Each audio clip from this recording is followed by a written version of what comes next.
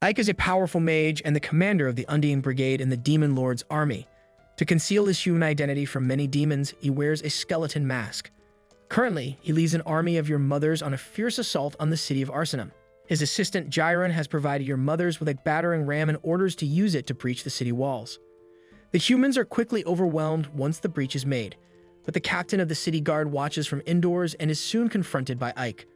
From Ike's aura, the captain immediately recognizes him as the commander of the demonic brigade, and Ike soon introduces himself and offers the captain 3 choices: surrender and hand over the territories to the demons, die by his hands, or flee Arsenum, just like how my father left me. The city leader is taken aback by a demon showing mercy but rejects all the options and attempts to attack. However, Ike anticipates this and counters with a spell, quickly ending the fight. Standing over the unconscious body of his defeated foe, Jiren rushes into the room to ensure his master's safety. The assistant is astonished when Ike orders him to tend to the captain's wounds, extending this mandate to all the human soldiers who have surrendered. Sapphiro observes everything from a crystal ball and is impressed that Ike managed to capture Arsenum with a single brigade within a week. She is pleased that her intuition about Ike's potential was correct. Meanwhile, Ike erects a powerful barrier around his new office and looks out at the massive wreckage that marked the end of the battle. Behind his sinister mask, Ike feels guilty about hurting so many of his kind, revealing that he is a soft-hearted individual who has never become accustomed to the gruesome nature of war. His teacher was the famous demon Romberg, a great mage with secret knowledge of an advanced civilization that once lived in the world. Romberg raised and never abandoned Ike despite him being human, imparting all his knowledge and magic to him. He then recalls Romberg's final warning, which was to never speak of the lost civilization, as it would bring disaster. He was also told to never remove his robe and mask because the Demon Lord will never forgive him if his identity was revealed. As the Demon Lord's warning echoed in his mind, Jiren felt secure within his powerful barrier, knowing that no one could enter without his permission. However, his sense of security was shattered when he discovered a maid hiding under the desk.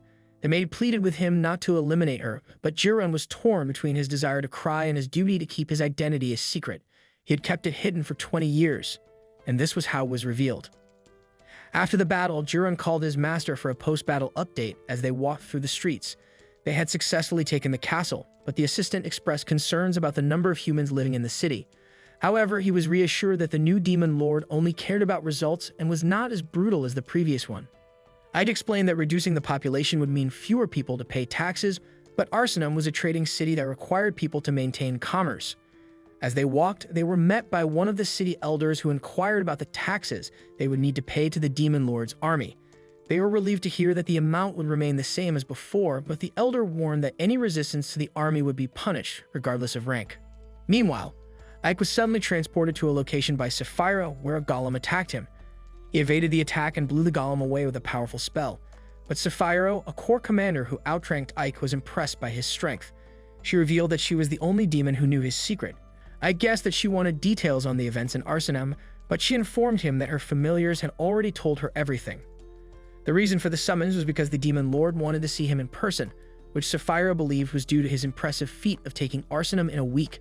They would be teleporting to the Demon Lord's castle, and Sapphiro ordered Ike to place his hand on her mommy milkers as they teleported. As Siggy regained consciousness after collapsing from fear, she tried to leave but was blocked by an invisible barrier. Turns out, Ike had left her a note and some food, which she devoured like there was no tomorrow. Meanwhile, Ike and Sapphiro arrived at the Demon King's castle, where the miasma surrounding the area began to affect Ike as he is a human. A menacing guard stood at the door, ready to inspect anyone who entered. Making Ike worry, however, Sapphiro casted a spell that gave him a demonic aura, fooling the guard. Sapphiro cut the conversation short as they had an important meeting, explaining that the castle was a testament to the power and influence of the Demon Lord. Ike admired Sapphiro's control of the flight spell as she glided along the long hallway. He then mentions that he could also use it, but only to jump high. But soon, the fake demon was told to wait outside while his superior talked to them first.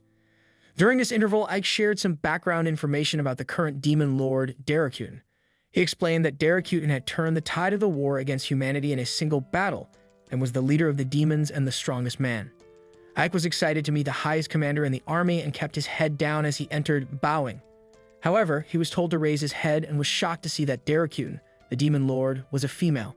She welcomed him to the castle and praised him for conquering the impregnable fortress city of Arsenum in just 7 days.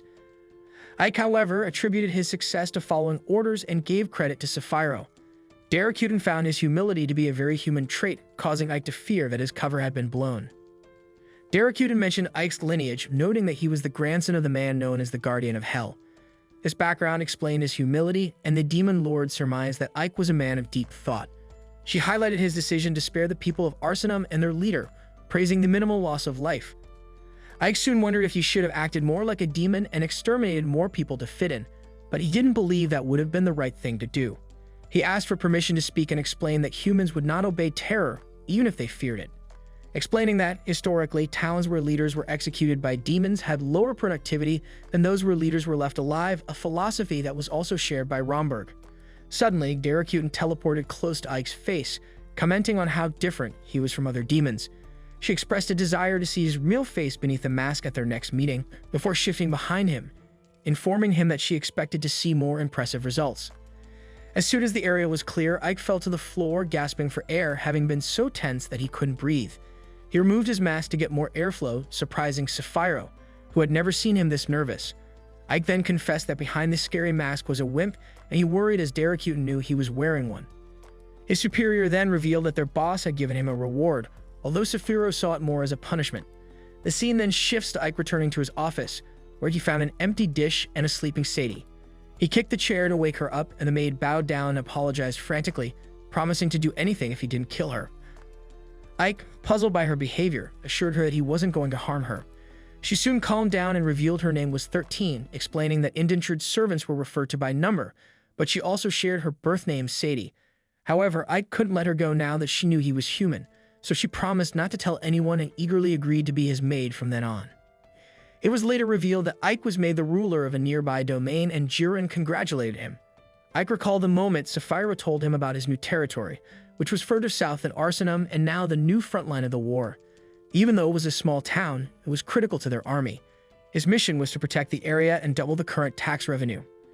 Ike soon informed his men that this would be the front line of the battle against humanity, and they could be attacked at any time.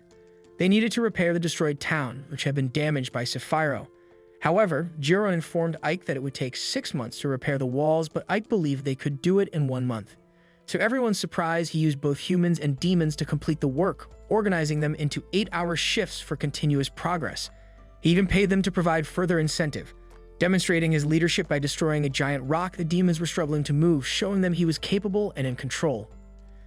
In the next scene, another battle between humans and demons unfolds. The mages try to hold off the endless hordes invading their territory, but one of them believes it's sufficient to hurl multiple fire spells as a team, targeting the rows of monsters. However, these evil beings remain unscathed despite enduring such high-level magic. In no time, the city walls are breached, and the two forces clash physically, with the demons gaining the upper hand over the humans.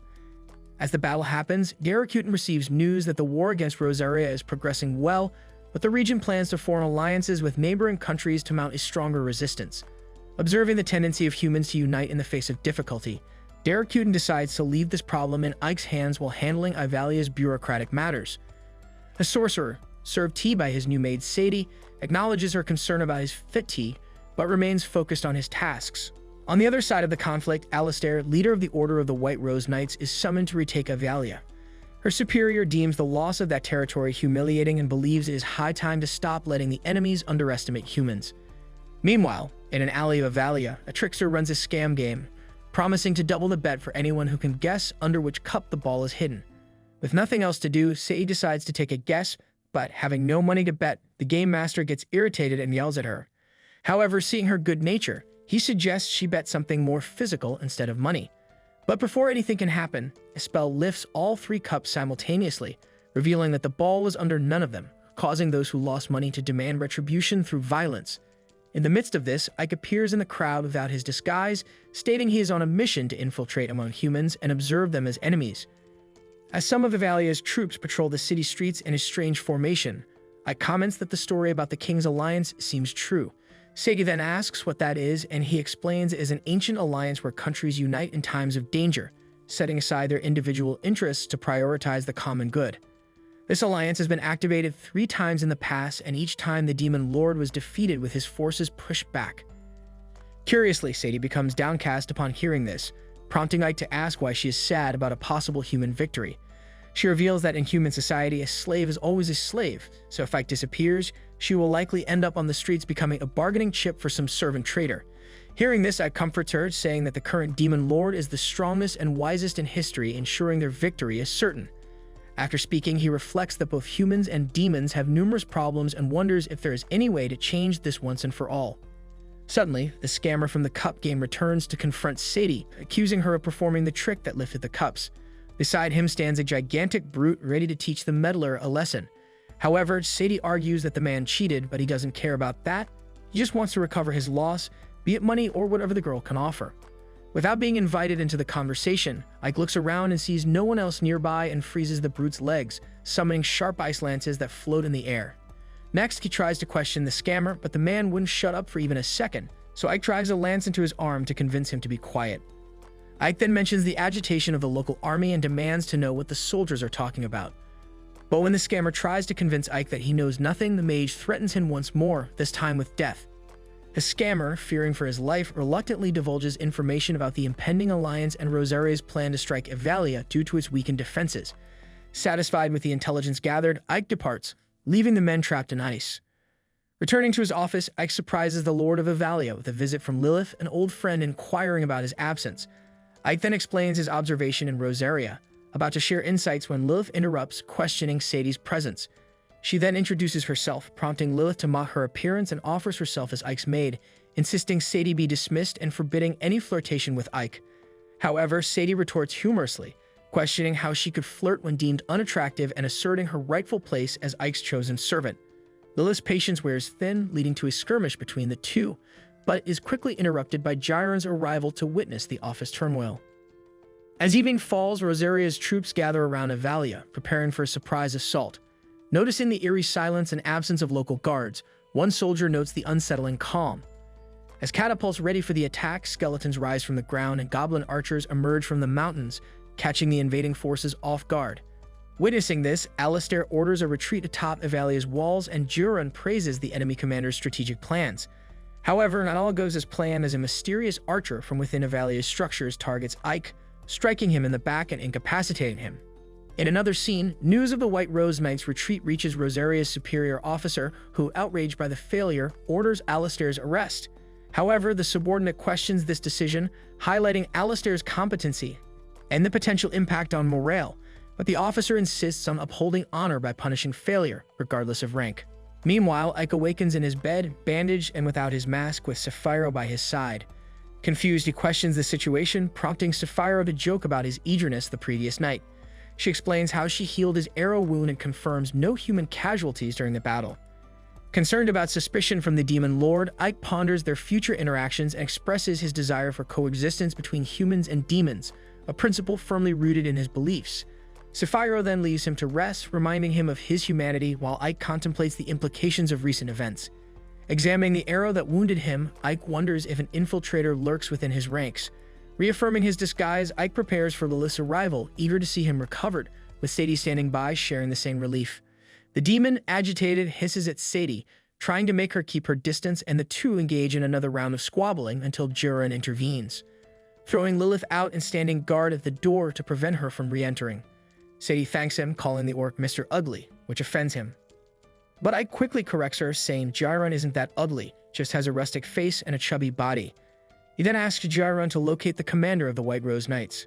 Later, after Gyron completes his surveillance, Ike learns that Alistair was imprisoned following the failed attack on Evalia. He heads to the prison, only to be interrupted by Lilith, who makes jokes about terrible humans being held there. Ike, losing his patience, warns her to stay quiet. But she insists that being alone is too boring, so the mage reluctantly allows her to accompany him as long as she remains silent. Upon reaching the prison gate, Lilith remarks that it's easy to get in due to the few guards, but Ike aims to avoid causing a commotion and prefers stealth. However, Lilith knocks out the guards, clearing the way. However, the prison is much larger than Ike anticipated. But Lilith quickly knocks out another guard, steals the key, and finds out that Alistair is on the top floor. But as they proceed, more soldiers attack them, so Lilith hands the keys to Ike and asks him to go ahead while she deals with the guards. Ike also reminds her to avoid unnecessary bloodshed. But in an instant, she fractures 14 of the opponent's bones and Ike pretends not to see. After reaching Alistair's cell, he unlocks the door, but it appears empty. Confused, Ike steps inside to analyze the situation and Alistair emerges from behind, so the mage quickly subdues her. However, Alistair assumes that Ike has come to mock her defeat. He ignores her and directly asks if she sent an infiltrator to Avalia to kill him. But instead of answering, Alistair questions whether Ike is truly a demon. Puzzled, he asks what she means, but guards quickly rush up the stairs, discovering the intruder. Taking advantage of the distraction, Alistair holds a knife to Ike's neck, considering the possibility that he might be human. Holding Ike hostage, she insists on asking if he is human or not, taking him outside the cell as guards arrive. In response, the commander of the Demon Brigade freezes time and pushes the guards away with magic. Suddenly, a massive soldier attacks him unexpectedly, but Ike evades the blow and shatters the floor beneath his opponent, causing him to plummet from the top floor of the vast prison. However, before the soldier falls, Ike casts a spell to cushion his descent, preventing his death. Watching this scene, Alistair wonders why Ike saved the soldier. Unable to move, the officer falls due to the collapsing floor beneath her, but Ike once again prevents another human's death. But the wizard tries to calm things by introducing himself formally. Impressed by his credentials, the woman is amazed to be in the presence of the ruler who defended Ivalia so effectively. Answering the officer's earlier question, Ike asserts that he cannot be human since he commands demonic forces. He then questions if she sent someone to execute him. Undeterred, Alistair declares her loyalty as a knight of the kingdom and refuses to reveal anything to the demon, willing to face death if necessary. Ike, however, has another plan and approaches her to read her mind. But suddenly, Lilith arrives distracted and asks what kind of shamelessness this is. Receiving no response, she suggests Ike have some fun with her instead of this boring human. However, Ike ignores Lilith until he finishes what he was doing and turns and leaves, leaving Alistair unsatisfied. Alistair orders him to stop and asks why he came there. But Ike replies that she need not worry because apparently it turns out that she had nothing to do with the attempted execution he suffered. The woman argues that she said nothing, so Ike explains that he read her mind and saw nothing suspicious. Finally, he advises her to focus on what needs to be done after their defeat, as that is the most important thing. With that, he distances himself from the confused woman.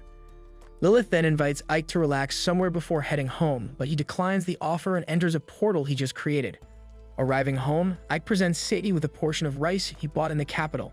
She asks why, and he recalls being told to double the city's taxes. Emphasizing Ivalia's fertile soil with wheat as the main crop, Ike suggests cultivating more rice in the city.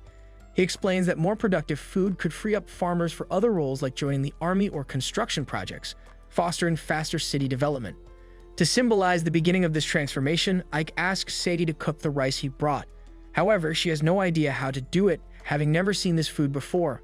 Ike doesn't know either but tells her to figure it out, and Sadie asserts she will do her best. Later, Ike finds the army assembled and Jiren wonders why everyone was gathered. He then responds that he will explain soon. Reflecting on the attempt on his life, Ike concludes that the arrow belonged to the enemy army, yet Alistair, the attacker's leader, knew nothing about it. This suggests someone intended to frame the Knights of the White Rose. So to gather information, he reads the minds of his warriors, while Jiren admires Ike's power, eager for him to delve further. Among the troops, a goblin sweats nervously, fearing discovery. At that moment, Ike teleports in front of him and accuses the soldier. That night, the commander visits Sapphiro after a long absence, a fact the woman pointedly comments on. Despite being accustomed to seeing his superior bathing, he prefers to wait outside until she is ready. But before leaving the bathroom, she asks if he found the spy, to which he replies is the second in command of the 7th Battalion, the one-eyed goblin Jace. However, Sapphiro isn't surprised as she already had her suspicions. Ike then adds that Jace is very intelligent and a veteran warrior. But suddenly, Sapphiro rises from the bath and asserts that this traitor must pay a high price. The scene then shifts to the one-eyed creature being informed by his subordinate that the commander visited Sapphiro. Jace asks the shooter if he messed everything up since Ike is still alive, but the archer assures him that he pierced the target's chest. Another comrade soon informs Jace that he cannot contact the Immortal Brigade's spies, so Jace deduces he was discovered and plans to strike first to avoid being caught off guard. However, as if that weren't enough, Jace is informed by a third ally that Ike himself has come to see him. Upon arrival, the goblin comments that the commander made a point of coming alone, and Ike notes that the goblin decided to do the opposite, with dozens of soldiers behind him. Therefore, he wants to know if Jace plans to start a war. However, Jace responds that this is his territory and none of the commander's business. Moreover, he mentions that Ike was injured in the last battle and believes this is due to the commander becoming too confident, which made him careless and unacceptable behavior for the leader of a brigade. Without losing his calm, Ike agreed with Jace's point of view because indeed, he needed to be more cautious, especially concerning potential traitors. Realizing he had been discovered, Jace smirked and asked what Ike planned to do alone, even though the goblins' one-eyed army was twice the size of the city's military contingent. Moreover, the entire army was eager to taste the blood of the commander. Looking around, Ike was pleased to see all the traitorous soldiers gathered, as it allowed him to kill hundreds of birds with one stone. He soon unleashed a meteor shower that dispersed the troops from the dark sky above. Sephiroth chanted the spell to keep the flames falling from behind the clouds. However, causing devastation in Avalia was not part of the plan, so Ike tried to shield himself while regretting involving the sorceress in his plans again, as the idea was to contain the power to minimize the destruction of structures. Then Sephiroth ordered her skeleton troops to destroy the enemies mercilessly, while Ike appeared directly behind Jace, offering him two options: surrender peacefully now or surrender after losing everything. But Jace chose option C, sending his minions after the mage. Without difficulty, Ike repelled the enemy forces with his vast array of spells, leaving no chance for his opponents to even touch him. As the soldiers advanced toward their target, Jace hid behind a rock, even as his subordinates called for their leader's presence. According to Jace, his servant's job was merely to buy time for his escape. With this in mind, he fled over the city's structures, promising to make Sephiroth pay. A huge creature also tried to stop the goblin with a punch that sank the roof of the house, but Jace had his tricks to avoid capture, like a smoke bomb that allowed him to evade the giant. Once no one was around, he entered a secret passage leading directly outside the city and away from the battle. Confident he had successfully escaped.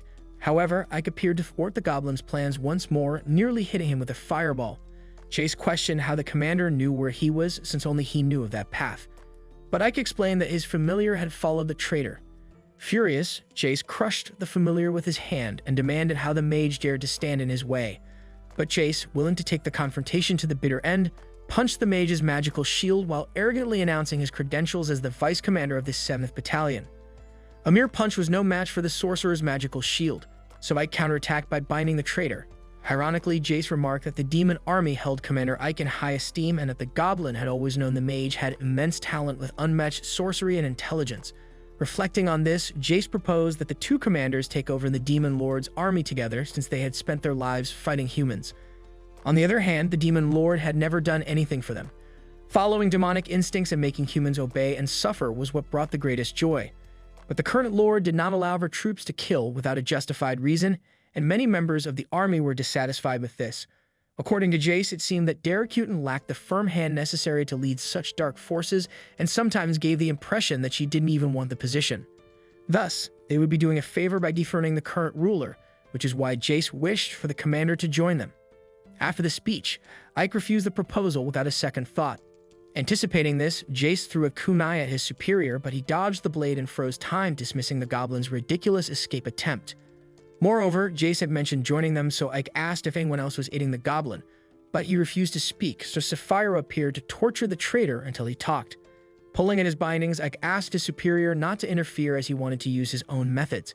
However, the sorceress could not tolerate the subordinate's delay in doing what was necessary. With that said, the spy began to show signs of poisoning, prompting Ike to use his antidote spell, but to no avail. This meant Jace had been poisoned by his own comrades, which to Ike was the worst crime possible. Sephiroth then used Jace's companion's hate for him to make the goblin talk, as there was no need to stay silent for those who betrayed him. Besides, she assured him that she would avenge him if he revealed who cooperated in the espionage. Jace gave the name of the responsible party before losing his life. After the entire incident, the commander of the Immortal Brigade was summoned by the Demon Lord along with Sephiroth, who reported that the mastermind behind the plot was the head of the 3rd Battalion, Bastio. However, Derekutin demanded proof, so the sorceress explained that Bastio had dragged Jace to his side and was plotting the deaths of the 3 present in the throne room. After hearing Sephiroth, the ruler asked for the word of a 4th-person backslash who appeared in the room, surprising the 7th Battalion commanders. There, Bastio defended himself, arguing that the 2 accusers had killed the vice commander to frame him as they wanted control of the 3rd Battalion. He accused Sephiroth of being a witch, suggesting such deceitful behavior was expected from one. This insult caused Sephiroth to instinctively release her magical power. However, Derekutin calms everyone down, emphasizing that demons inherently seek wealth, glory, and influence, and punishing subordinates for such ambitions would leave no one left. She then questioned Bastio, asking if he thought she wouldn't uncover his plot, which surprised the Headless Knight. As for Sapphiro, the demon lord acknowledged her loyalty but held her responsible for not maintaining her subordinate's loyalty. Thus, both Sapphiro and Bastio were to be punished according to the law. However, Daracuten didn't want to lose both commanders during a war, so she decreed the situation be resolved through a duel, where the winner would be deemed truthful, as this is the demon way. Later, Sapphiro explained to Ike that the duel would be fought with magical creatures known as puppet soldiers. Each commander would control an army of 50 puppets but couldn't participate directly. The commander whose puppets defeated all the enemy's puppets would win, and the loser would be executed. However, I question why such a complicated method was chosen over direct combat, but Sapphiro explained that Daracuten wanted to test their command abilities. The duel's most eccentric aspect was that commanders could choose a substitute to fight for them, which is why Sapphiro chose Ike. Not confident, Ike argued that the commander should ensure victory herself, but Sapphiro insisted that Ike had surpassed her in strength, and that this strategy had the highest probability of success, thus entrusting her life to him. Analyzing his resources for the confrontation, Ike felt immense pressure. However, his loyal companion Jirah noticed his silence and asked if he was okay. He then admitted that he was reflecting on how eccentric their commander was, much like the demon lord. Upon hearing this, Jirah laughed and agreed, noting that Ike was also unusual with his habit of asking subordinates not to kill without reason. Nevertheless, Ike was chosen for the fight and had to devise a strategy. But Jirah complained about the ugly puppet faces and expressed a desire to know how to make them fight effectively. Ike then soon explained that the puppets follow commands precisely and have equal strength, making it a test of command skill alone. He then went to his office to devise combat strategies but struggled to find anything useful. However, when Sadie brought tea, Ike asked her how she would win a battle. Initially, the maid was unsure, so Ike prompted her with a hypothetical scenario. She then told him that she would use a broom to defend herself but doubted its effectiveness. But to her surprise, Ike agreed, noting that a weapon allowing attacks from a distance was a good choice. Ike explains to Sadie that a sword is longer than a dagger, a spear is longer than a sword, and a bow and arrow provide the longest range of all. He then tells her that distance attacks are always a smart strategy in a fight because they minimize risk, though any worthy opponent will be aware of this. However, she then mentions that her master in Aron was passionate about crossbows. Ike agrees, noting that crossbows are easier to use than bows and can penetrate armor effectively, but they are still common knowledge, as he needs something that will surprise the enemy. Considering this, Ike contemplates building firearms. Sadie, unfamiliar with the term, asks if they are powerful weapons. He then explains that firearms can hit targets hundreds of miles away without allowing for a counterattack. Impressed, Sadie wonders how he will acquire such powerful items. He then tells her that he plans to consult the 7th Battalion commander, a skilled alchemist whom he believes can help. Upon meeting Sapphiro, she admits there are things she cannot do, contradicting her usual confident demeanor. Ike continues to explain that firearms are iron cylinders filled with gunpowder that explode to propel a projectile. Annoyed by the technical talk, Sapphiro splashes water on Ike's face, inviting him to join her in the water. Meanwhile, Bastio makes his preparations for the duel. Learning that Ike will fight in Sapphiro's place, Bastio's messenger believes she's afraid of him. However, Bastio, recognizing Sapphiro's cunning, knows she must have a plan. Admiring his sword, made from the fangs of a black dragon, Bastio is confident in its power to cut through anything. He plans to equip all his puppets with these swords. Suddenly, Amorc arrives, reporting mission success and assuring Bastio of their impending victory. After a long bath, Ike continues to reflect on his situation, unwilling to believe Sapphiro would risk her life on him. However, Daracuten suddenly appears, catching him without his demon armor. Bowing in desperation, Ike hopes she doesn't recognize him as she has never seen him without his mask. Without a word, she orders him to open a cloth bundle, revealing various firearms. Daracuten addresses him by name, asking if these are what he sought. When Ike tries to deny his identity, she reveals that Romberg had already informed her of his knowledge and magic. She then explains that despite great power, allies are essential, and she sees Ike as a valuable addition to her cause. After she leaves, the scene shifts to Ike showing the firearms to Sapphiro, asking her to make lead projectiles. However, Sapphiro conjures a big black ball, but Ike points out that it's too large for the small barrels. Annoyed by the precision required, Sapphiro complains about the impact on her skin. At that moment, a hole is blown in the wall by an explosion, and a demon emerges from the smoke, coughing profusely. It is Fiorentina, one of Ike's servants, who has created gunpowder even though she didn't fully understand it. She doesn't comprehend how sulfur, when mixed with charcoal and saltpeter, could cause an explosion. Ike then explains that this is the concept of gunpowder. Next, Sapphiro constructs appropriate ammunition for the firearm, and Ike asks her to reproduce 500 of these projectiles. However, as this type of work harms her skin, the mage asks Fiorentina to handle it. Jiren offers to help with determination, but Ike and Fiorentina ask the orc to stay out of it. The next day, the duel is about to begin, and the arena is filled with monsters and demons who are eagerly anticipating the bloodshed. Daracuden watches the preparations from her throne, while Bastio laughs at Ike for coming to the war with only shields while his puppets are fully armored. Observing the enemy's equipment, Ike asks if Bastio's puppets are holding Damascus steel, which is confirmed by the enemy. Bastio boasts that Damascus steel is the strongest of all metals, so tough that it cannot be penetrated by arrows or spears, stating that this was a gift from the Demon Lord. Hearing this, Ike looks up to where Daracuden is seated and recalls her saying he would be important by her side in the war trenches. Since he was also viewing a gift, Ike supposes that she wanted to offer a fair fight with no favorites. At the same time, he suspects the Demon Lord might be testing him by pitting him against such a formidable opponent. The event announcer soon declares the duel to start, and Bastio orders his archers to fire, killing some puppets who didn't shield themselves in time. Next, the commander of the 3rd Battalion orders his spearmen to advance, and more of Ike's puppets fall on the battlefield.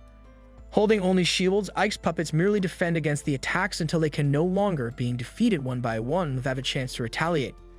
However, Ike remains silent until a gunshot echoes around the arena. The shot kills one of Bastio's puppets, making the commander realize the situation has changed. Soon, a line of shooters forms in the rear and opens fire on the opponents, driving Bastio mad with confusion over the unfamiliar equipment. Not knowing how to react, the 3rd Battalion leader's puppets are slaughtered until none remain. After the fight, Daracuden approaches the defeated commander and offers him 2 options: to take his own life for an honorable death or to be killed by the Demon Lord herself. But shockingly, Bastio chooses a 3rd option, one worthy of a demon. At that moment, the orc archer who had set the trap alongside Bastio shoots at Daracuden. However, she catches the arrow effortlessly, but it detonates, engulfing everyone nearby in an explosion. Additionally, other explosives around the arena go off, devastating the packed stands, and the 3rd Battalion launches an ambush, while Bastio declares himself the new Demon Lord. Soon, the operation to overtake the demon army begins, and Bastio's traitorous forces are sending the resistance to the Shadow World with arrows and swords. Bastio's command to kill all the resist echoes through the arena as he proclaims that the world belongs to him from this day forth. Ike stands confused, watching as his comrades are slain before his eyes. Although he could have helped, it seems he didn't get along with those who were being eliminated. Bastio then addresses Ike, offering him a chance to join forces, promising control of the 7th Battalion once he takes over the Demon Lord's army. However, Ike scans the battlefield and responds that while the offer is tempting, it is not something he would consider. Perplexed, Bastio asks why, to which Ike replies that Bastio will never achieve his dream of becoming the Demon Lord. At that moment, skeletons and goblins surround Ike, while Bastio orders his men to eliminate Ike, forgetting that Ike is protected by the plot armor. He easily destroys the first wave of the magic spell. Furious, Bastio commands the rest of his soldiers to attack, but Ike summons projectiles that pierce through many of them. One skeleton detaches its head and launches it like a grenade at Ike, but it has no effect. Ike then jumps into the air and continues his assault, instilling fear in Bastio. As Ike prepares to finish Bastio with a powerful blast spell, it seems like the battle is over. However, Bastio's head rolls into view, he begins to laugh hysterically. Shocked, Ike sees that Bastio has survived, but Bastio soon reveals that an attack like that would never stop him since he and his army are undead. As the leader of the Undying Brigade, Bastio explains that this is something Ike should have considered. It turns out that he is a Dullahan and orders his resurrected men to attack. Although Ike deals with them, they keep coming back, and he realizes he will soon run out of magic. After surviving the same arrow that took out the Demon Lord, Ike acknowledges that he must find another way since darkness magic doesn't work on the undead. But when more enemies attack, Ike releases a new power that erases a portion of the army. Seeing this, Bastio, now worried, realizes he might be in deep trouble. The assassin who took out the Demon Lord also witnesses this and draws his weapon, but his arm is cut off by Sapphiro, who arrives with her army to save the day. Shocked, Bastio hears a voice telling him not to worry about Sapphiro because Ike is his challenger. To his surprise, the Demon Lord appears unharmed and unscathed before dashing towards him and offers one more chance. If he wins the duel against Ike, she promises not to kill him. With renewed enthusiasm, Bastio prepares to face Ike. The two rush towards each other and clash. Ike picks up a barrier, but Bastio's powerful blows slowly chip away at it, calling Ike a weakling. He then finds an opening, jumps into the air, and the two launch long-range assaults at each other. But Ike uses the power from before and disintegrates Bastio's arm, leaving him shocked. Sapphiro, observing this, recognizes it as white magic and notes that the demon lord doesn't seem surprised at all. In a sudden journey to the past, we witness Romberg's heroic rescue of young Ike from ravenous wolves that had claimed the lives of his parents. Romberg, taking pity on the orphan child, chose to rear him as a demon, imparting magical knowledge as Ike matured. Ike's curiosity was piqued by a magic that could revive a dead flower, and upon asking, Romberg explained that only white magic held such power.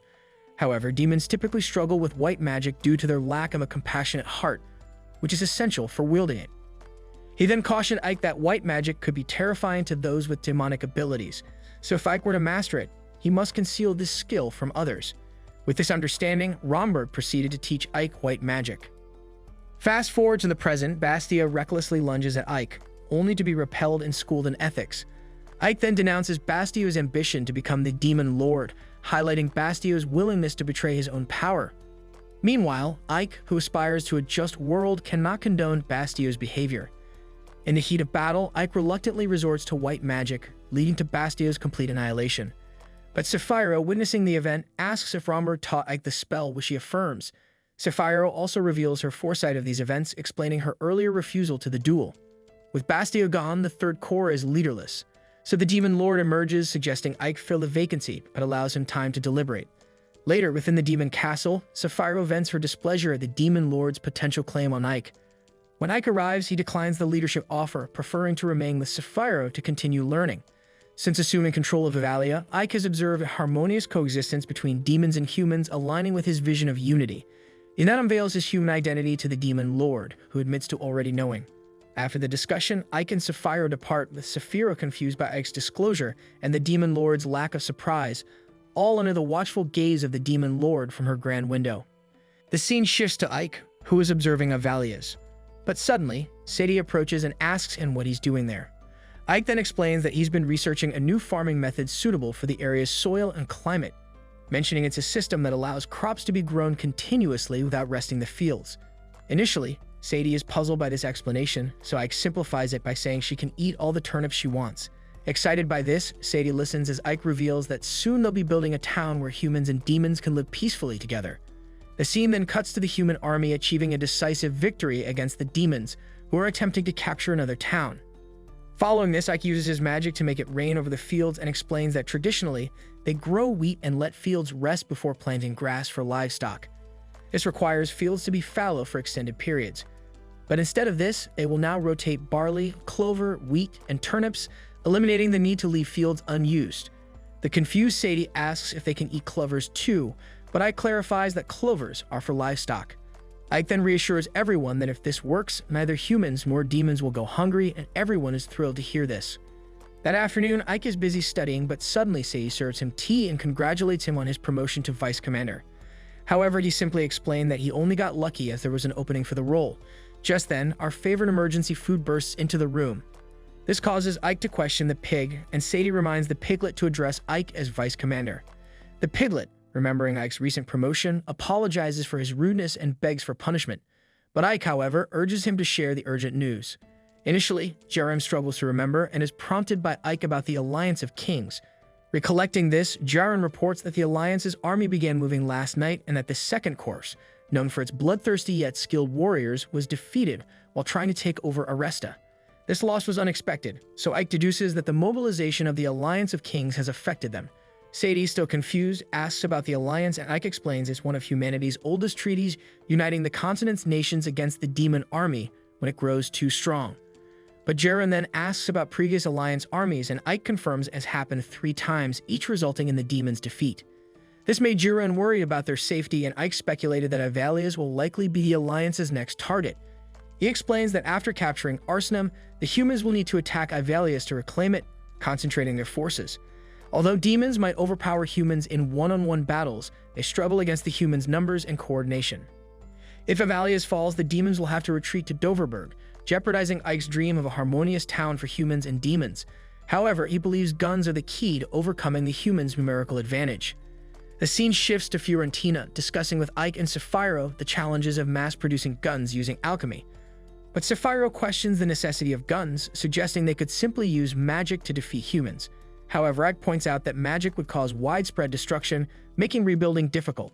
They need weapons anyone can wield against the Alliance.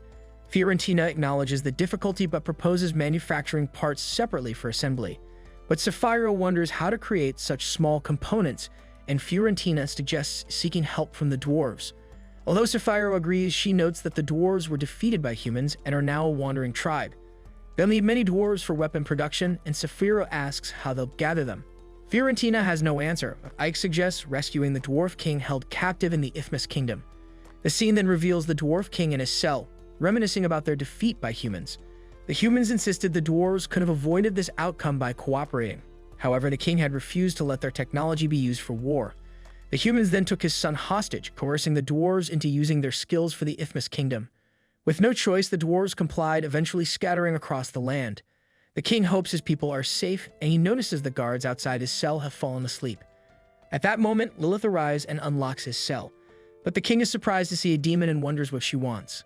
However, Lilith urges Gunther to follow her, but his endless questions begin to annoy her. Frustrated, she puts him to sleep, just as she had with the soldiers.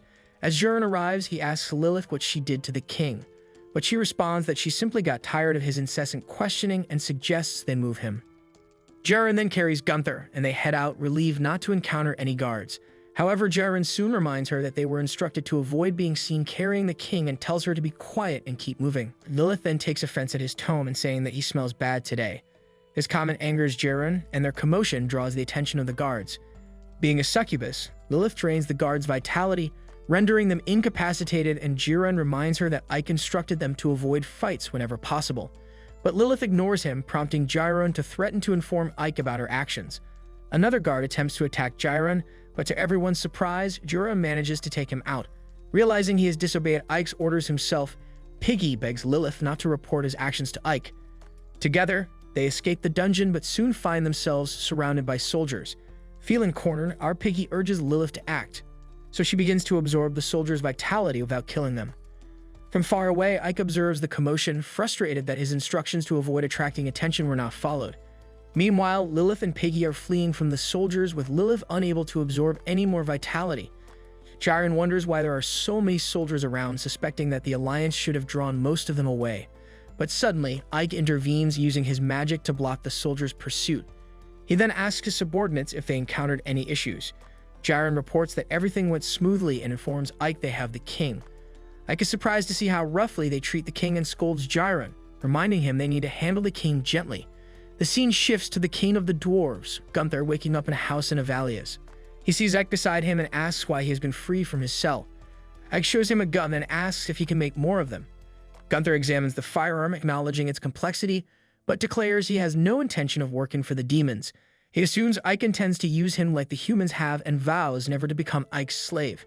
But Ike acknowledges Gunther's perspective and explains that his intentions are to establish peace between humans and demons, confusing Gunther. He then invites Gunther to follow him and shows him a city where humans and demons coexist, where Ike explains that he envisions a future where humans and demons live together in peace, which is why he seeks Gunther's help. The king finds the idea intriguing but hesitates, recalling how humans have used and destroyed the dwarves' homeland. Initially, he refuses to help Ike if it means aiding humans. But Ike once again asks if Gunther would reconsider if peace could be restored. In exchange for mass-producing firearms, Ike promises to persuade the demon lord to rebuild the dwarf kingdom.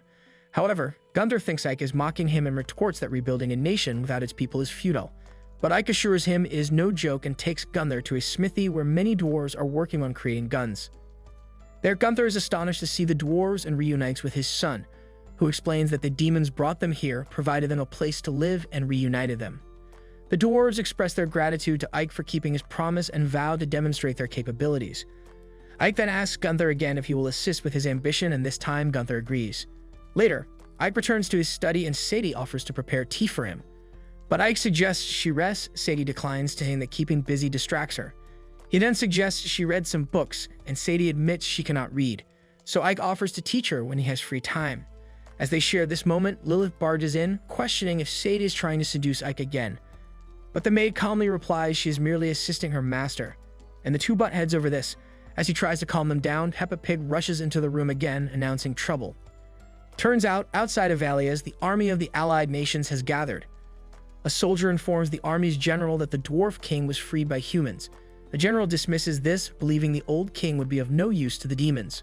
Soon, another soldier arrives and the general asks how many forces are in Avalias. The soldier reports there are currently 500, but more brigade commanders are on their way to support them. He then learns that they have a total of 12,000 men and is confident they will not lose the battle. We then see Ike and a dwarf perched at the top of a cliff, watching as Jiren struggles to make his way up, huffing and puffing. Although Ike could have easily used his levitation magic to assist Jiren, he thought it would be good for him to get some exercise. When Jiren finally reaches the top, he's exhausted and asks how much further they have to go. Fortunately, they've already arrived at their destination. The dwarf soon reassures him, pointing out that their goal is close enough to see from there. He then guides Ike and Jiren to a cave filled with natural niter, perfect for making gunpowder. Meanwhile, back in town, the dwarves are hard at work crafting guns for Ike's army, having already produced quite a few. To test them, Jiren calls over some goblins, instructing them to fire at targets. As they shoot, the wooden planks become riddled with holes. Pleased with the outcome, Jiren orders the goblins to keep practicing with the guns. The troops are gathering in town, and the troop leaders meet with Ike and Sapphiro to discuss their war plans. The ogre questions Ike about how he managed to rebuild the city wall so quickly, which should have taken twice as long. But Ike explains that he had humans working alongside demons to speed up the process, paying the humans a fair wage to motivate them more than if they had been forced to work. Suddenly, the gargoyle leader crashes through the roof with a dramatic entrance, complaining that the room is too small for him as it's designed for humans, not 10-foot-tall demons like him. It's been a while since he's seen Ike, and he greets him with the new title of Vice Commander, although Ike is indifferent to formalities and says it's unnecessary. With everyone gathered, Sapphiro begins the meeting, announcing that Ike is now in full command of all war operations. All troop leaders are required to follow his orders as he's their direct superior, and every leader nods, ready to follow Ike's lead without question. However, the real challenge is devising a strategy as the numbers are daunting. He revealed that they have only 2,000 soldiers, while the enemy has a formidable 12,000. Hearing this, the wolf captain is optimistic, thinking that with her 6-to-1 odds, victory is within reach. But Ike knows better. He points out that even if his wolf army is ready for the challenge, many demons in their ranks might struggle against such odds. The ogre then suggests a daring plan, a night raid to catch the enemy off guard. But Ike quickly dismisses this idea, aware that the enemy has mages capable of detection spells that could ruin a surprise attack. Instead, Ike decides to confront the enemy on his own terms, allowing the human army to make the first move. Their large numbers suggest they're overconfident, and Ike wants to strip them of that arrogance, aiming to end the battle swiftly with minimal casualties on both sides. After the meeting, Sadie is busy cleaning up the mess from the roof's hole, with Jiren helping. Ike, meanwhile, is studying a map, contemplating the upcoming battle. Sadie comments on how lively the city has become, surprising Ike with her calm demeanor despite the impending war. Sadie reassures him that she's not frightened because she trusts everyone in the city to defend Avalias with all their might. Though Sadie won't be on the front lines, she's contributing by preparing meals for the soldiers. She's concerned about managing meals for such a large group, as her experience is mainly with cooking soup in bulk. She asks Ike for suggestions. Ike starts searching through his recipe books, but Sadie insists it's unnecessary. Ike explains that what the soldiers eat can impact their morale, so he wants to ensure they have the best meals possible. He's relieved there's no food shortage, as that would have weakened the army. While flipping through the recipe book, Ike asks if they have rice. But once Sadie confirms, Ike suggests making fried rice. Excited by the idea, Sadie heads to the kitchen, showing her impressive cooking skills as she quickly prepares the dish. Sadie then serves a portion to Ike, and they both agree it's excellent. As they prepare to enjoy the fried rice, Jiren interrupts, envious of the food and wanting to join. Ike, amused, offers him a plate, which he eagerly accepts. Just as they're about to eat, Lilith bursts in, also envious of the meal and wanting to join. Both Lilith and Jiren are amazed by the flavor, especially Lilith, who asks Sadie for seconds. Sadie piles the rice a bit too high, leading Lilith to joke about being fattened up. This sparks a playful stare down between the two, and Ike wishes they could enjoy the meal without a squabble. With the meal momentarily forgotten, Ike returns to planning for the Alliance's invasion. He reflects on their progress, noting that the city walls are repaired, a formidable army is assembled, and all troops are equipped with guns to ensure success. Suddenly, an ogre station as a lookout spots the Alliance's army approaching and quickly sounds the alarm. Hearing this, Jiren rushes to inform Ike that the time has come for the army to engage. Ike then addresses the assembled soldiers, emphasizing that if the Alliance breaches their defenses, they will proceed to attack Arsenam, which would be catastrophic for the demon forces. Therefore, he stresses the importance of protecting Ivalias at all costs. Meanwhile, the human army's commander is disappointed, noting that the demons are far fewer in number than he had anticipated. All the effort he put into assembling the best soldiers from across the country now seems excessive. He wonders if his massive force might be overkill and dismisses the situation as less of a war and more of an extermination. He then shifts his focus to his next goal and orders his troops to advance with relentless determination, commanding them to ensure that every single demon is eradicated. As the human army advances and begins using heavy artillery, Ike casts a barrier to shield the castle from the barrage of projectiles. Despite Ike's efforts, the human commander remains relentless and orders another round of heavy fire. The enemy troops keep up the assault, trying to overwhelm Ike's barrier. But Ike remains steadfast, showing no signs of exhaustion, and his soldiers rally around him, their cheers echoing across the battlefield. Although Ike expected this kind of attack, he focuses on anticipating the enemy's next move. The human commander sees Ike's barrier holding up against their attacks and, not wanting to be defeated, orders his troops to launch another barrage. Lilith and Jiran watch with disbelief and amusement at the futile attempts to break through Ike's defenses, mocking the human army's repetitive assault on the barrier. However, this time the humans have a trick up their sleeve, deploying their magicians to disrupt Ike's barrier, causing it to become unstable and allowing the rocks to hit their target. With the barrier finally giving way, the human commander seizes the moment and commands his first squad to charge. Just as the soldiers advance toward the walls, they are stopped in their tracks by a Titan's sudden appearance from behind the walls. The Titan starts launching enormous rocks at the advancing soldiers, crushing several under the massive boulders. Then Ike's soldiers start firing arrows to back up the Titan's assault, so human soldiers use their shields for defense and realize they can fight back. Before the Titan can throw another boulder at them, they aim and shoot the Titan multiple times in his chest, eventually bringing it down. With the Titan out of the picture, the human forces turn their attention back to the walls, so Jiren and the others scramble for cover as the arrows continue to rain down. Ike then puts up another barrier to shield his soldiers from the incoming arrows, but the human soldiers manage to get close enough to start hooking ladders onto the walls and climbing. However, Ike's soldiers will not let them climb up easily, so they start firing arrows and throwing rocks to push back the invaders. Despite their efforts, a human army's numerical advantage means that if they keep climbing, it's only a matter of time before some make it to the top, but it's not going to be any of these unfortunate soldiers. As the battle continues, the human vice commander remarks on how much tougher the demons are proving to be than he anticipated. He's confident that with enough sustained assault, they'll eventually break through. But as he surveys the scene of his men dying, his thoughts seem to drift away from the battlefield, and he thinks about what's for dinner later. Eager to wrap things up quickly so he can relax and enjoy his meal, he orders another catapult attack on the wall, even though it means sending many of his own men to their deaths. The vice commander protests, concerned about their troops' safety, but the human commander dismisses his worries because he doesn't care about them and orders the catapults to fire. Ike spots the incoming projectiles and attempts to shield the castle with another barrier. Unfortunately, the barrier gets disrupted again, and Ike shouts for everyone to brace themselves. The barrage slams into the walls with devastating force, causing severe damage to the structure and resulting in heavy casualties on both sides of the humans and demons. Amidst the chaos, our favorite food manages to stay safe, while Lilith is disgusted by the commander's disregard for his own men's lives just to breach the defenses. Ike too feels a mix of sorrow and anger at such reckless disregard for life, but the commander, with a smug smile, seems to relish the destruction he's causing. Then, without hesitation, he orders the second squad of soldiers to advance through the newly created breach in the wall. With this, Ike's remaining forces prepare to defend their position, and the battle rages fiercely, with both sides fighting desperately. Ike noticed that things were moving faster than expected, so he needed to stay vigilant to ensure everything went according to plan.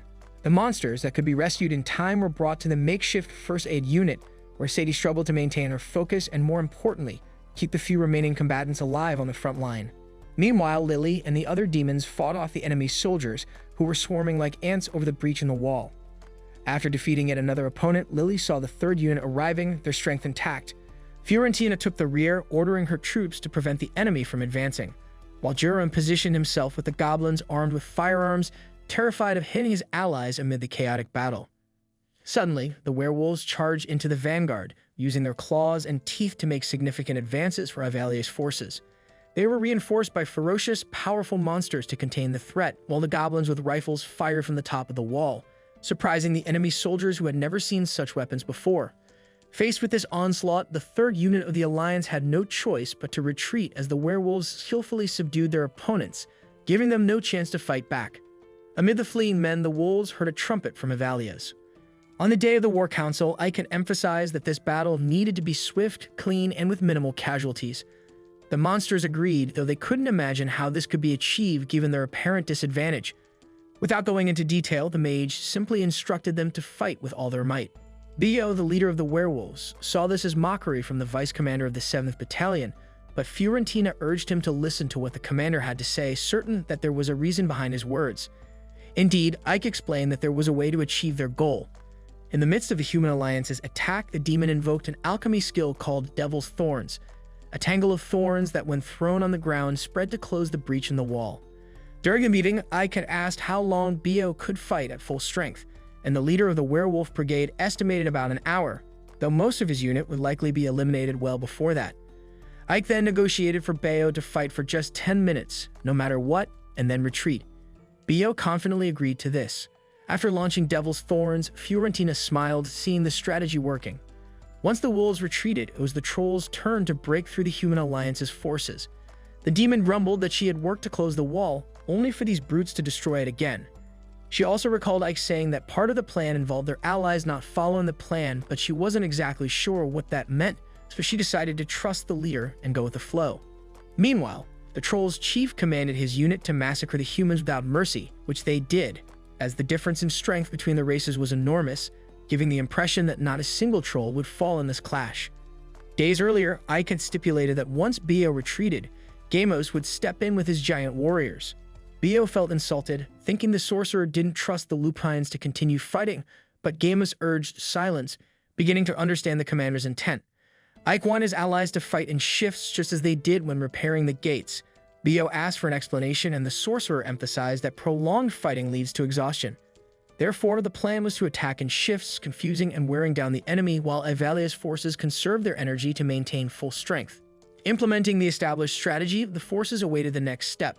A man climbed the wall and was about to kill Fiorentina, but she was saved by Jiren and his rifle.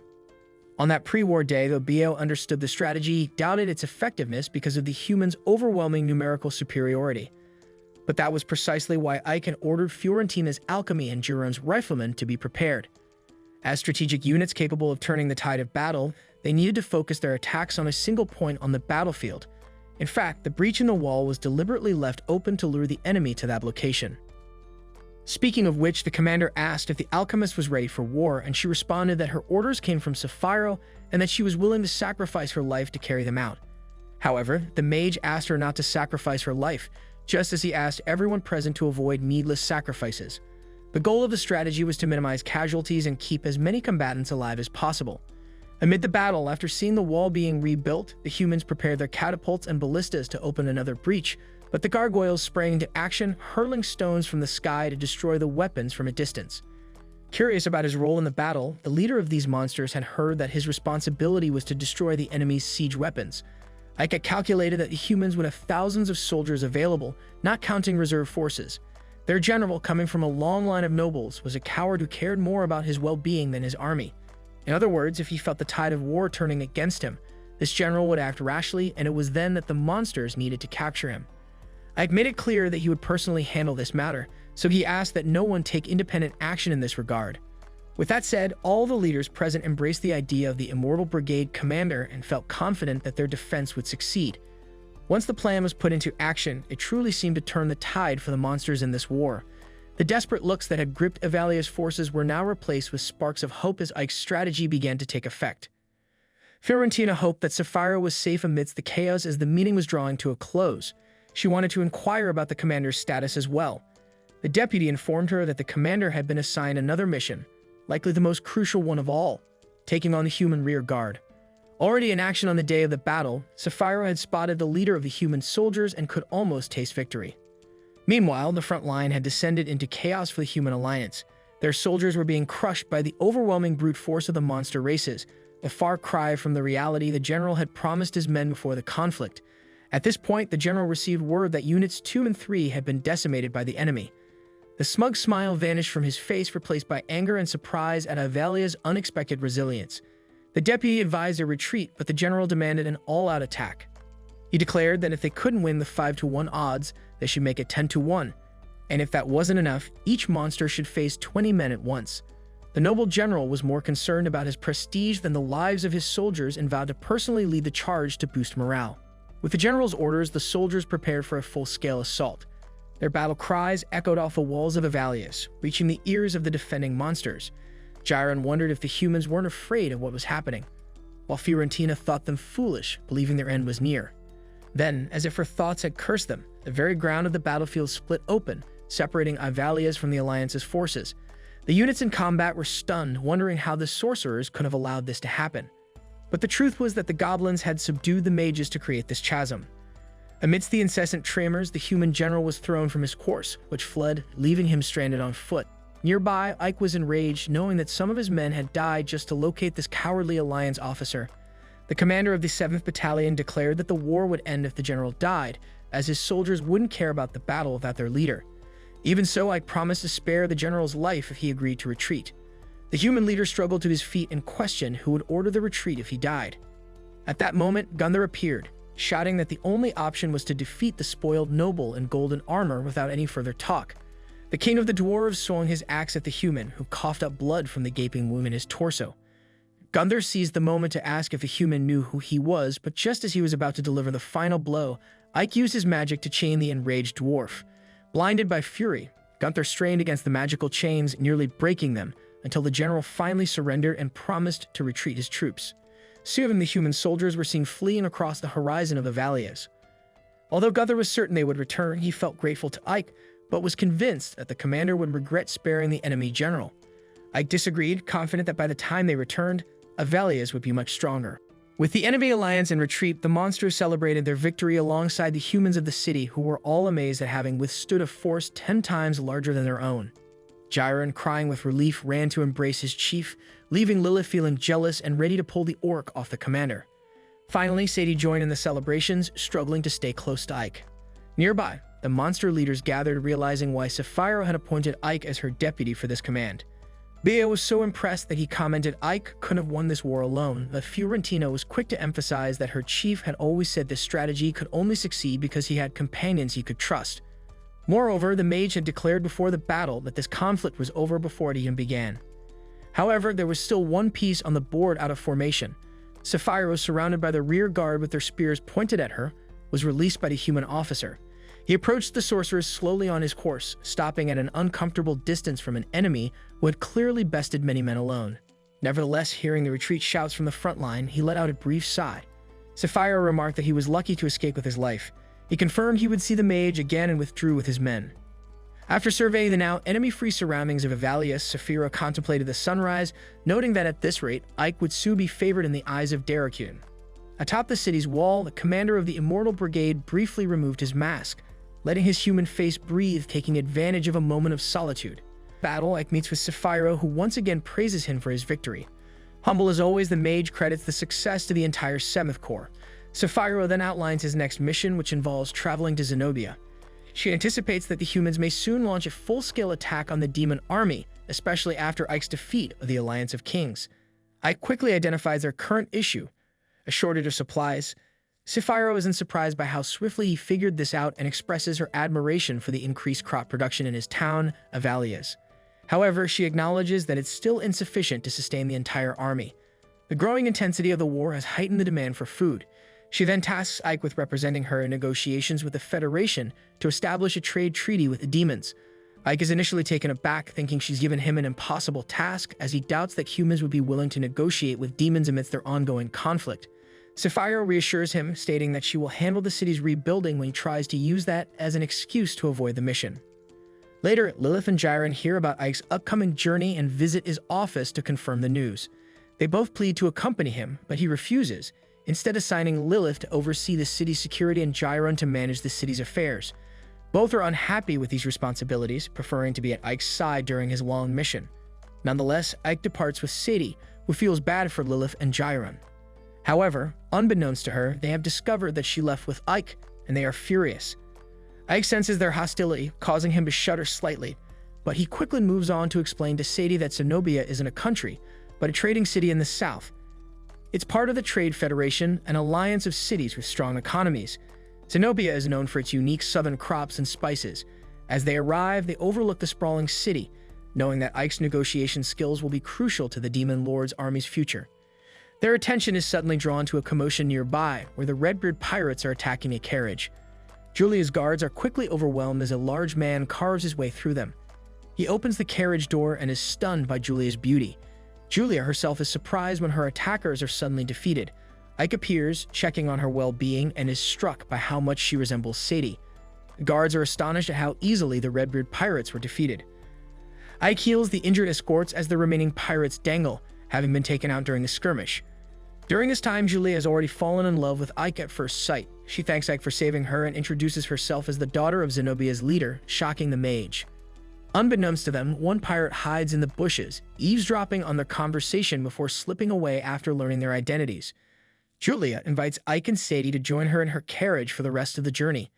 She thanks them again as Ike and Sadie introduce themselves, though Ike uses a fake name to conceal his identity. Julia reveals that she was returning from visiting a powerful suitor who wanted to marry her, but she rejected him because he was unattractive. She blushes, expressing her happiness that she made that choice. Upon arriving in Zenobia, Julia takes them directly to her mother, Eltria, the city's leader. Eltria, having already heard of Ike's heroic deed, continues her work while meeting with them, as she is very busy. Ike is impressed by Eltria, who has earned her leadership roles through sheer talent. Eltria then asks her daughter to leave so she can have a private discussion with Ike. Once alone, Ike is left speechless when Eltria bluntly asks what a member of the Demon Lord's army is doing in Zenobia. She reached this conclusion because no mage by the name Ike provided exists in the place he claimed, and her guards reported the powerful magic he had used during the fight. Given the ongoing war and Ike's attempts to conceal his identity, Eltria quickly deduces who he really is. Realizing the situation, Ike decides to come clean, properly introducing himself. Eltria initially suspects that he has allied himself with the demons, but Ike explains that he was raised by the renowned demon Romberg. Eltria is taken aback when Ike reveals that the demons wish to establish a trade treaty with Zenobia. She hesitates, knowing that the demons have historically sought to destroy humanity, making any dealings with them a considerable risk. Ike reassures her that while that may have been true in the past, he is fighting to create a future where humans and demons can coexist. Eltria concedes that the current Demon King is different from the others, but she still finds it difficult to trust demons and rejects the proposal. In an effort to change her mind, Ike offers to eliminate the Federation's trouble with the Redbeard pirates in exchange for the trade deal. Eltria acknowledges that the pirates have caused damage equivalent to the annual budget of an entire city, threatening her position as a leader if the issue isn't resolved. She agrees to consider the trade deal if Ike can rid them of the pirates, but adds a second condition: he must marry Julia. Eltria believes that Ike is intelligent and loyal, qualities that she anticipates will make him a leader in the Demon Lord's army one day. She sees the marriage as a way to build a strong alliance, confident in her intuition, which she trusts implicitly. Their discussion is abruptly interrupted by news that the Redbeard pirates are attacking the port. A ruthless pirate gives orders to seize the food and load the women onto their ship. The city's men are cut down as they try to resist, and the guards instruct everyone to flee into the town. The pirates fire cannons into the city, causing widespread destruction. Captain Carosa makes it clear that the city left him no choice. Meanwhile, Ike accepts Eltria's conditions and rushes to the port, but the pirates have already fled. He and his companions help a guard out of the rubble, who explains the situation and warns that Carosa is a mage. Ike realizes that they need to prepare a counterattack for the pirates' next raid, requiring men and weapons to succeed. As he begins to strategize, Sadie tells him that she plans to prepare a meal. She heads to the kitchen, where the cook warns her that it's improper for a guest to assist in such work. Julia then pulls Ike aside to express her excitement about their engagement and confesses that she fell in love with him at first sight. Ike is taken aback by her admission, and his subdued reaction leads Julia to believe that he doesn't feel the same way, leaving her upset. Sadie, observing the interaction, is amazed by how openly the noblewoman expresses her feelings. However, she also harbors feelings for Ike and feels conflicted at the thought of him getting married. Overwhelmed, the maid runs off, and Ike notices someone spying on them. Sadie goes to the market to buy ingredients, hoping to cheer Ike up and remind herself of her role as his servant and nothing more. Meanwhile, one of the pirates mistakes Sadie for Julia and kidnaps her. When she regains consciousness, she finds herself surrounded by criminals. Her captor reveals that he intends to present her as a gift to Carosa, hoping it will earn him a promotion to vice captain. Sadie sees an opportunity to escape and makes a run for it, only to discover that she's already on the pirate's ship far out at sea. Realizing there's no way to escape, she falls to her knees in despair. As the scene unfolds, Carosa's attention sharpens when he sees the newcomer. He asks if she is their latest captive, only for one of his subordinates to excitedly burst in, announcing that she is the daughter of Zenobia's leader. Kurosa takes a closer look and quickly realizes that they have the wrong person. However, he dismisses the mistake as he had been considering getting a maid anyway. Meanwhile, Ike hurries to Eltria's office upon hearing that his maid has been taken. He immediately volunteers to search for her, and as Eltria gets briefed on the situation, she provides Ike with a ship and a crew to aid in the rescue. As he sets off, Ike reflects on all the good times he shared with Sadie and vows to save her. During this time, Kurosa has Sadie tied up and forces her into a more revealing maid outfit. Embarrassed and fearful, Sadie listens as Kurosa tells her that her job is now to make him happy. She recalls the moment when Ike first enlisted her services, promising to protect her in exchange for her cooking and cleaning. With that memory in mind, she offers to cook for her captor, and he agrees. Sadie is escorted to the kitchen, guarded by 2 pirates. As she prepares the meal, she hatches a plan. She pleads for some strong liquor to use as seasoning, and once she has it, she deliberately adds it to a hot pan, causing a fire. One of the guards rushes to extinguish the flames, but Sadie spills the rest of the drink on him, causing the fire to engulf him. She seizes the opportunity to slip away, leaving the other guard to try to save his comrade. Running down the corridor, Sadie hides between some crates. She checks the contents of the boxes and discovers they contain stolen goods from the town. Determined to signal Ike, she decides to set the ship on fire, confident that he is searching for her. Not long after, Kurosa, who has been preoccupied with lustful thoughts, is jolted back to reality when he learns that his ship is on the verge of burning down. Sadie hides in a barrel, watching the chaos she has caused, hoping that Ike will see her handiwork. Unfortunately, she is eventually found and captured again. In a desperate attempt to escape, Kurosa uses his magic to restrain her as one of his men raises an axe to take off one of her legs as punishment for her actions.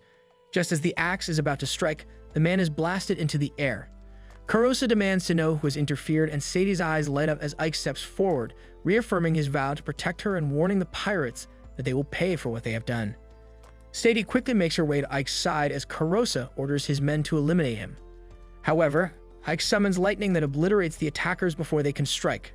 Grateful for the rescue, Sadie checks to ensure she's uninjured, and Ike assures her that a master would never abandon his maid. He tells her that as soon as he saw the burning ship, he knew she trusted him to come and save her. Their moment is interrupted by Kurosa, who acknowledges Ike's exceptional skills as a mage but insists that Sadie was kidnapped fair and square, so she belongs to him now. Kurosa then unleashes a powerful water spell, forcing Ike to grab Sadie and attempt to flee. However, they can't outrun the spell, and Ike is forced to block it, tearing a hole through the ship in the process.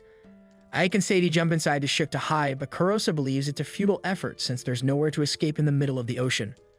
Kurosa fires another blast at Ike, and it seems like a direct hit. However, when Kurosa goes to check for Ike's body in the water, he's stunned to see Ike rise with a water spell of his own. Ike tells Kurosa that his days as a pirate are over, and in the next moment he blasts Kurosa and his entire ship to smithereens. The explosion is visible from the ship Ike arrived on, and Kurosa soon plummets from the sky, knocked unconscious by Ike's powerful attack. The crew is left in shock upon realizing that Kurosa has been truly defeated. Once Kurosa and the surviving members of his crew are rounded up and restrained, Ike turns to Sadie and tells her that she is the key reason they were able to succeed. He explains that if she hadn't created that fire signal, he would have never been able to locate the ship and defeat Kurosa. Back in town, Eltria is surprised when she receives news that Ike has not only defeated Kurosa, but also captured him alive. She finds it curious that a member of the demon army would be so reluctant to kill, but she doesn't question it. Ike has fulfilled his end of the bargain by stopping Kurosa, so she agrees to honor their deal and grant Ike the trade treaty he sought. However, she decides to keep the treaty a secret, as she prefers not to provoke the alliance of kings at the moment. Ike is fine with the treaty being kept under wraps as long as it allows him to supply the demon army with the necessary resources. With that settled, Eltria and Ike begin to discuss the specific terms of the treaty. Meanwhile, the demon army, currently engaged in an invasion, is facing numerous setbacks. Sapphiro has been wounded, and while being healed, inquires about their food situation. They have barely 3 days' worth of rations left, and the city's supplies are almost entirely depleted. With the troops hungry and morale low, Sapphiro suspects that the enemy may have lured them into a trap to keep them trapped in the city until they starve to death. Given the dire situation, Sapphiro decides to launch an all-out offensive, despite being advised against it due to her injuries. However, they have few options left as they can't afford to wait until they starve. Later that night, Ike attends a party held in honor of Sadie and his victory over Kurosa. Sadie runs up to him, complimenting his outfit. Ike returns the compliment, telling her she looks great too, but expresses surprise that she's attending given everything she's been through in the past day. Sadie insists that there's no way she could miss a party held in their honor. At that moment, Julia spots Ike and rushes over to embrace him, relieved to see him. She asks why he left without saying anything to her, but Sadie intervenes, reminding Julia that she can't act like this in public, even if they are engaged. Realizing she may have gotten carried away, Julia steps back to give Ike some space. Sadie then approaches Ike to adjust his jacket, and from their interaction, Julia begins to suspect that Ike may see Sadie as more than just his maid. As the reception is about to begin, everyone heads inside. The guests at the party immediately recognize Ike as the man who came to town, got engaged to the president's daughter, took down the strongest pirate, and refused to elaborate further. Ike, Julia, and Sadie make their way to the second floor where Eltria is waiting. Upon seeing them, Eltria compliments Julia on looking especially cute and asks Ike to take good care of her.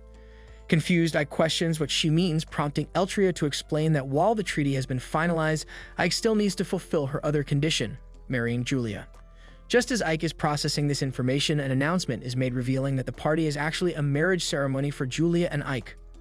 Although Ike wasn't expecting things to move so quickly, Eltria informs him that if he refuses, she will call off the treaty. It's clear that Ike doesn't have much of a choice. However, before the ceremony can officially begin, a blinding light fills the hall, rendering everyone but Ike unable to see. Through the light, the demon lord appears and tells Ike that he must return immediately, as Sapphiro is in grave danger. The enemy alliance lured her into the castle and then surrounded the city, leaving no room for escape. Ike asks about the enemy's numbers, and Daracuten replies that there are about 5,000 troops. However, there is little time and Ike needs to act fast. She has prepared the Ice Brigade for deployment, and before he asks, confirms that yes, she could go save Sapphiro herself, but she wants Ike to be the one to lead the charge. Outside Alesta, General Rudol is briefed that the city is bound to fall sooner or later, given the intense pressure they've been under. He decides to lead the next wave of attack.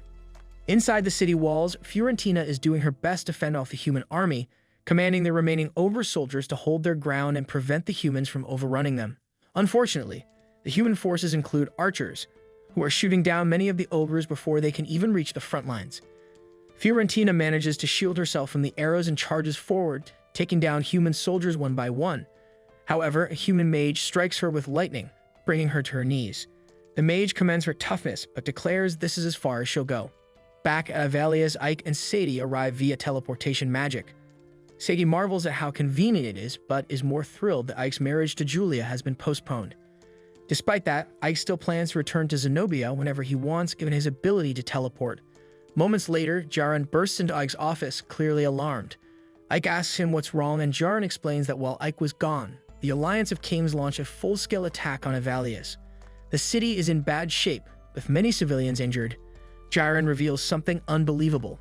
Avalia's was saved by a young girl who single-handedly took down all the enemy forces. Understanding the situation, Ike tells Jiron that he must head to Alesta to support Sapphiro.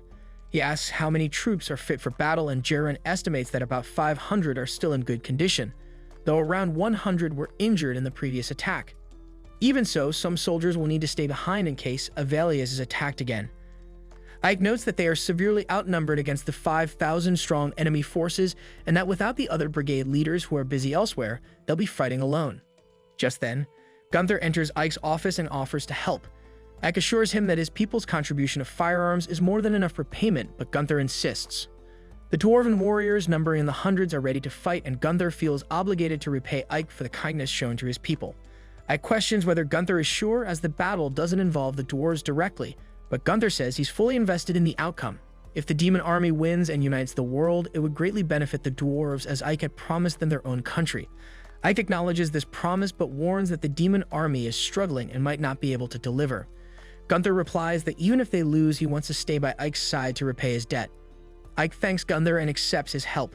He then finds out that not only the dwarves, but also the uninjured humans of Avalia's are willing to join him in the fight. Ike is surprised and asks if they are sure they want to fight alongside the demon army. The people respond that they don't know how long the war will last, but they want to defend their homes themselves. Under the previous ruler, they had suffered under impossible taxes and were worked to the bone. But under Ike's leadership, their quality of life has drastically improved, and any resentment they held against demons has faded, especially after the demons sacrificed themselves to protect the humans in the last battle. Without Ike, they might not have survived. Jiron, still reluctant to accept human aid, tries to speak up but is promptly knocked to the ground by Lilith, who scolds him for his attitude. Stady also piles on, mocking Jiren's foolishness. Left questioning his life choices, Jiren lies on the ground while Ike addresses those who have volunteered. Ike explains that he will split the forces, sending one group to Alesta with him, while the other will stay behind to defend Avalias. He also gives special instructions to those staying behind. Ike addresses the troops staying behind and warns them that the Alliance of Kings may launch another attack while he's gone. He makes it clear that they won't stand a chance if that happens, so they are to surrender immediately. Resisting would result in them being branded as traitors, and the Alliance would likely show no mercy, possibly executing them all. The next morning, Ike and his forces set out for Alesta, a journey that will take about 4 days by land. With the support of the people, Ike's squad has grown in size, but they are still vastly outnumbered by the enemy. As they travel, Ike is deep in thought, working on a strategy to counter their disadvantage, while hoping that Sapphiro and her troops can hold out until he arrives. Meanwhile, within Alesta, Sapphiro is doing her best to keep the human forces at bay, but her troops are being overwhelmed by sheer numbers. She realizes she needs to separate the soldiers outside the walls from those within, or her forces will be defeated soon. As she hovers over the battlefield, she considers using a meteor strike but refrains as she doesn't want to harm the orcs. Instead, she targets the troops outside the walls. However, before she can act, she's blasted out of the sky by a human mage and crashes to the ground.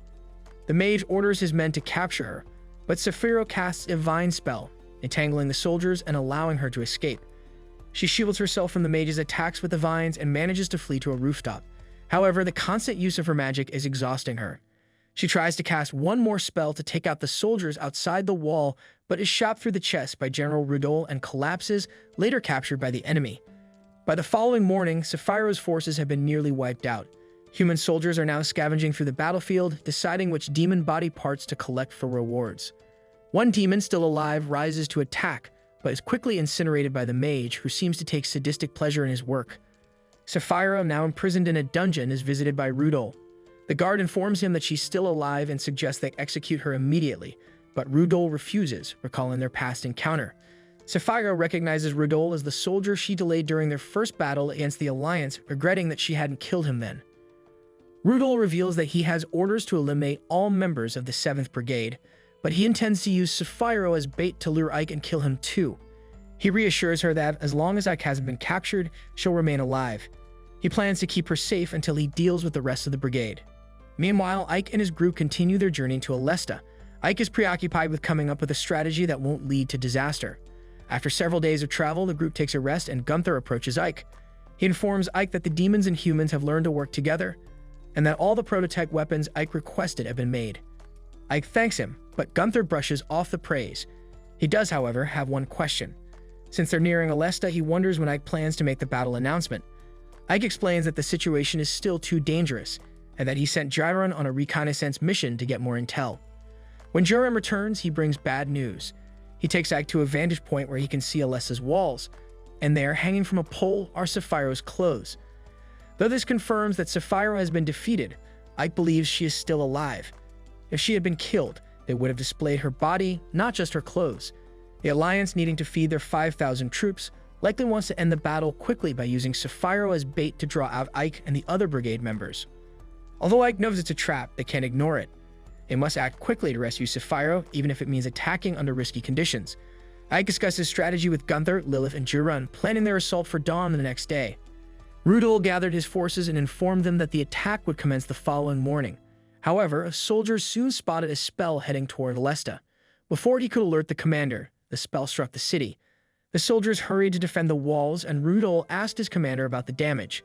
The commander confirmed they had lost part of the wall, but assured him the rest of the city remained intact. Rudol also learned that they only had 500 troops. The commander planned an immediate counterattack, but Rudol warned against underestimating the enemy and advised gathering their full forces. On the battlefield, humans launched catapult attacks on the demons, and Ike responded by casting defensive barriers. He told his forces to draw the enemy's attention until their detachment could rescue Sapphiro and the others from the castle. While holding the line, Rudol suddenly ordered his troops to halt their attack. His commander realized something felt off, thinking the battle was too easy. The commander proposed that their main forces could crush the demons if they launched an all-out charge, but Rudol preferred to end the battle before nightfall, believing they would suffer losses if they fought after dark. He found it strange that the demons were trying to rescue the prisoners and suspected Ike, known as the strongest mage in the Demon Lord's army, was in command. Rudol then asked about the prisoner in the basement. The commander assured him the prisoner was secure, and Rudol ordered a mage to keep watch over Sapphiro. Meanwhile, in the dungeon, a shadowy figure approached Sapphiro as the mage guarding her taunted her, suggesting demons like her probably didn't care about their allies. He also noticed how human she looked and wondered what a demon woman would taste like. Just as his thoughts turned vile, Lilith emerged from the shadows, grabbed him, and drained his life energy, calling him scum for having such thoughts about her commander. She apologized to Sapphiro for the delay and freed her.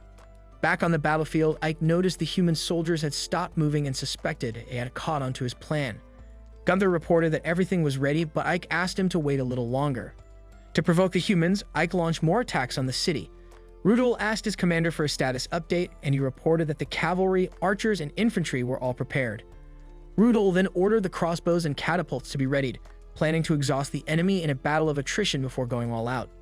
As the humans attacked the demons with their catapults and crossbows, some soldiers inside the city feared the demons might break in and considered killing the prisoners. However, before they could act, they were knocked out by one of Lilith's abilities. Fiorentina spotted Lilith and Sapphiro and was relieved that Sapphiro was safe. She apologized for not being able to rescue her sooner, but Lilith told them to save the reunion for later. As Fiorentina tried to take Sapphiro from Lilith, an arrow struck her, fired by the same mage who had guarded Sapphiro earlier. He declared that none of them would escape, boasting that Rudol was aware of their entire plan. The mage prepared to attack, but Lilith laughed, saying everything was going as planned. She taunted the mage for his foolishness, and he suddenly noticed a pig standing next to him.